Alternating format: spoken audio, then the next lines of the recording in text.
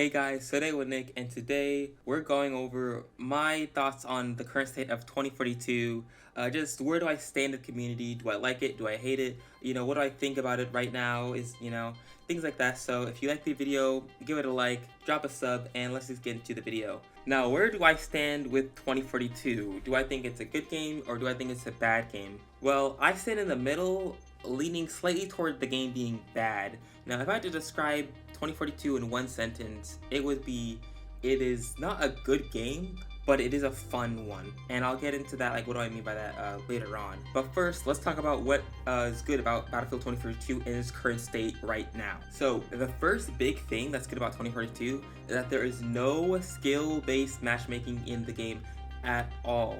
You hop in, select Conquest, and you get loaded in, and then boom, you're in a game, right? There's no matchmaking nonsense. There's no who's similar skill. You just get put into a game, right? Which is really, really, really good. There's no, if you are a bad player, you hop in and you try to get good. If you're a good player, you hop in. Maybe you get some competition, maybe you don't. It's really laid back, right? There's a ton of stuff that I've done with Phantasm, just memeing around, using fun guns, and that's possible due to there being no skill-based matchmaking in the game, which is really cool because nowadays, like, every game has skill-based matchmaking in it, and it doesn't really make it fun, especially if you're a good player. Next up is weapon variety. Now, there are some outliers in the game, like the RM68, for being a really, really, really good gun, and the ACWR being a really, really bad gun. But in the middle of that, there's a lot of guns that are actually usable in the game, and that is really, really, really fun, especially compared to the launch of the game, where you only could use one gun, and that's the PP29. Because there was no hit reg in the game. That's the only one that actually felt consistent. Now, there's a ton of guns you can use. Pretty much almost every gun in the game is usable in some sort of way, in some sort of damage range or whatever. So I think that is very good. The next thing they also did right is cross-play balance. Now, no one talks about this enough. It is actually insane how balanced this game is for crossplay. You know what I mean? PC players can dunk on console players can dunk on PC players, and this gameplay right now actually is me and my brother actually doing super well in a crossplay lobby. I am playing on mouse and keyboard, he's playing on controller, right? Versus both controller players and PC players. If you find yourself saying, gosh darn those controller players, or gosh darn those mouse and keyboard players, well then, I think you should start trying to get better at the game and not blame external sources that are not the problem. There are plenty of things to blame with the game, mind you, but this is not one of them. The next great thing about 2042 is the audio. Oh my god, and I don't mean like gunshots or anything, I mean like footstep audio. Let me just specify that.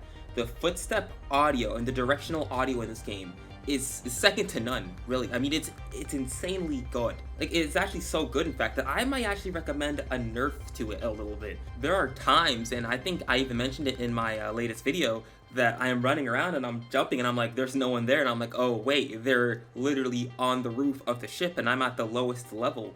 So, I mean, if you find yourself having issues with audio in the game, this is not going to be one of them, honestly. You will always hear footsteps at all times, so don't even worry about it. And if you're worried about being sound hoard, don't worry. The movement is pretty good to where if someone is hiding in a corner, you could pretty much, if you know they're there, you will kill them if you know what you're doing. So don't even worry about that either. So the audio is really good in the game.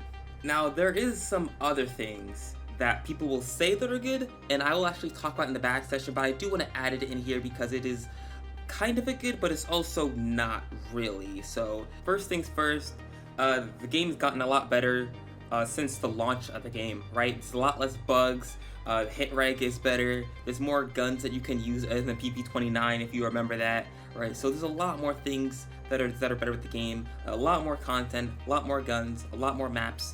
The maps in the game are better, they've reworked them since the launch of the game.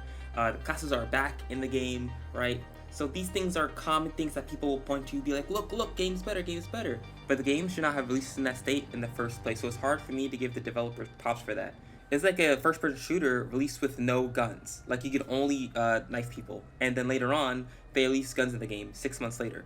Like, I'm not going to give props to that developer because it's a first-person shooter game. I expect that on a base level. You know what I mean? I have respect for myself and the fact that I paid money for a game. So when it doesn't release in a good state, and they patch it up to a base level, you know what I mean, and doesn't really elevate it, like, I'm not gonna give props for that. So that's why I don't personally consider it in the good section. So I just wanted to put that in there, just so if anyone's asking, or one's wondering, put that in the comments. That's why it wasn't in the good section. But now let's go over to the bad things in the game. Now, mouse and controller input is still broken. It's a big problem that not a lot of people are talking about, except for maybe like 1 or 2 people in the community. The gunplay is in need of a lot of work. Like, it's just laser beamy gunplay. We need something like spread to come back from like Battlefields 3, 4, Hardline, things like that. Or alternatively, we can have learnable recoil patterns that we can use to learn the recoil patterns of multiple guns.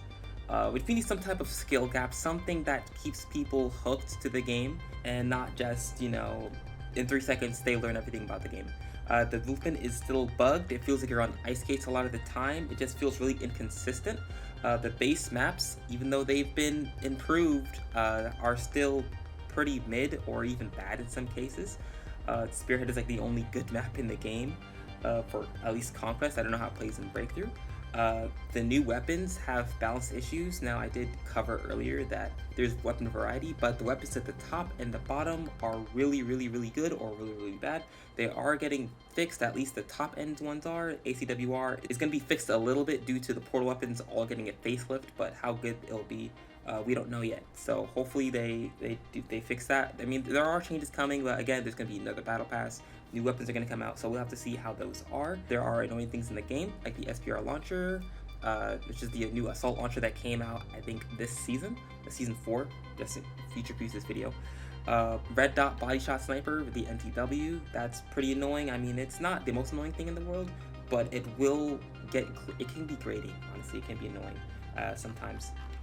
Vehicle balance is still pretty bad in the game. It feels bad to be an infantry player going against vehicles, and it feels bad to be a vehicle player going against infantry.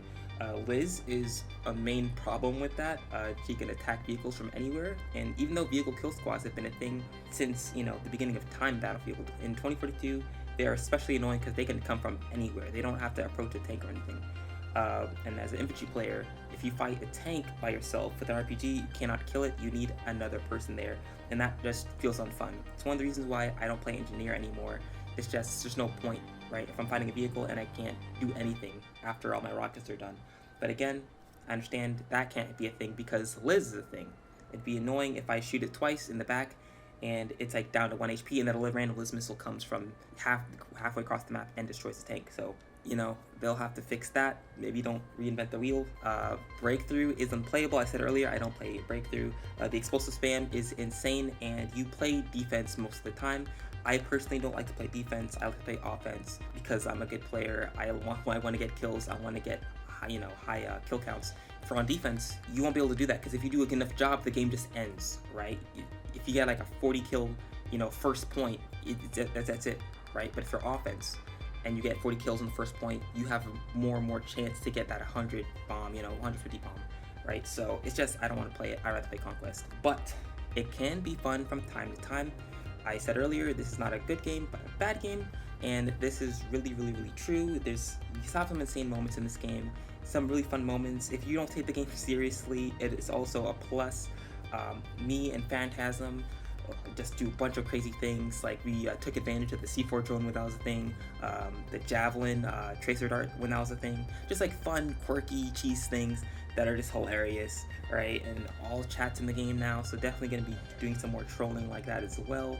So, and then it's Battlefield, right? You won't have those crazy moments. You see them all the time, on Twitter and TikTok and all that, right? And it's a fun game, right?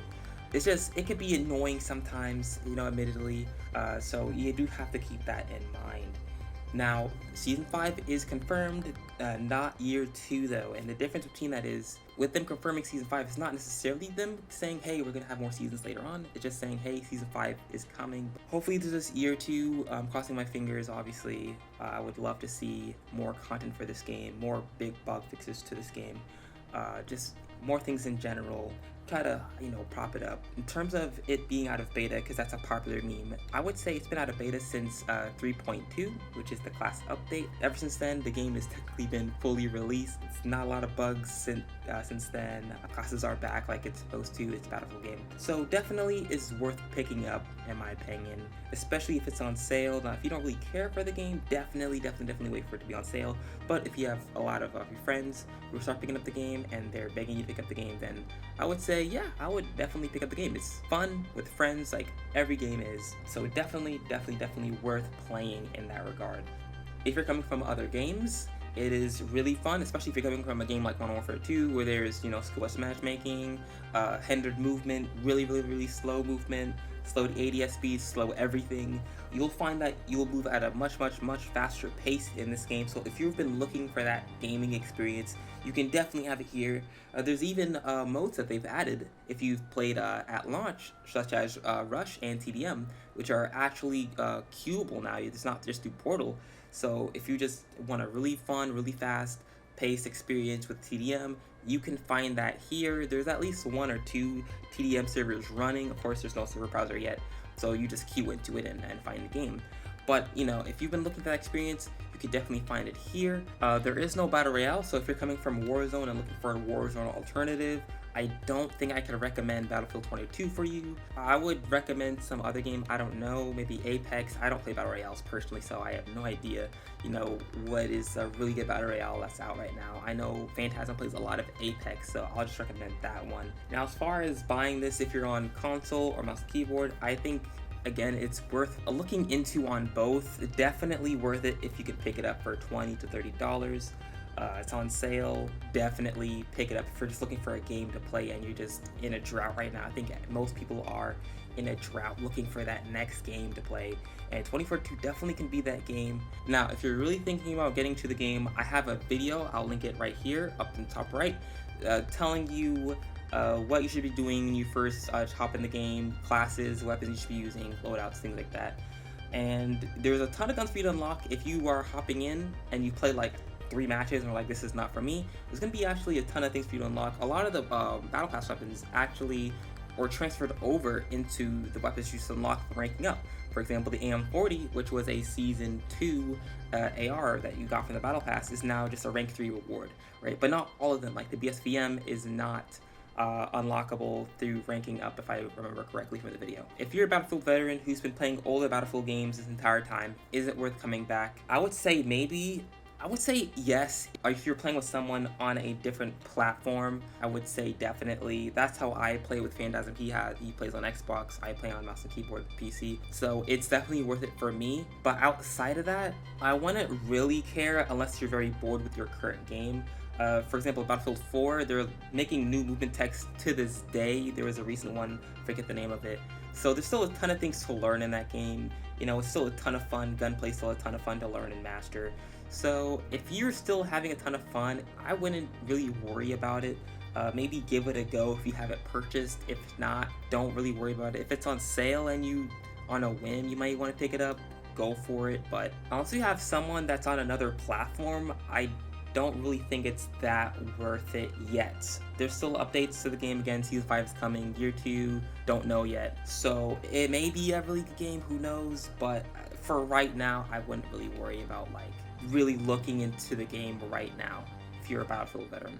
So wrapping things up here, it's not a good game, but it's a fun game. There's a bit of good things, some bad things that are really bad in this game, but above all of those things, it can still be a blast. Now, if you play this game for long periods of time every single day, it will get grating, but if you just play here and there, mix it in with your other games, it's definitely a really fun game to play. Definitely not that type of game where you're going to be on, like OG Halo 3, you're just on all night long into the morning. It's not one of those games, not yet. And if it will be, I'll be here to let you know. I won't make these types of videos often, maybe like once a year, maybe at the end of a seasonal cycle like we are right now. Season 4 is going to be the last season for Year 1, then we're going into Season 5. And possibly Year 2. So at the end of that, we will make another one of these videos telling you where the game is, what are the goods, what are the bads, if any of the bads have been fixed since the last video, because it's gonna be the first video. So we're gonna have to get an opportunity to do that. Is it worth playing for people who are coming back to the game, who are coming from other games, and for Battlefield veterans? So all those will be covered next time, or in the next Battlefield game when that releases, because they could just abandon 2042 like they did Battlefield 5, and we'll get a new Battlefield game.